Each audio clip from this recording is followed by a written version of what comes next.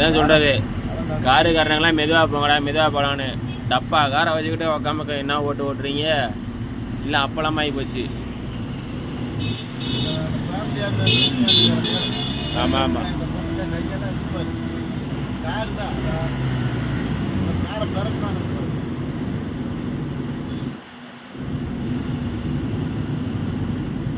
இதுக்குடா அப்படி ஓட்டுறீங்க?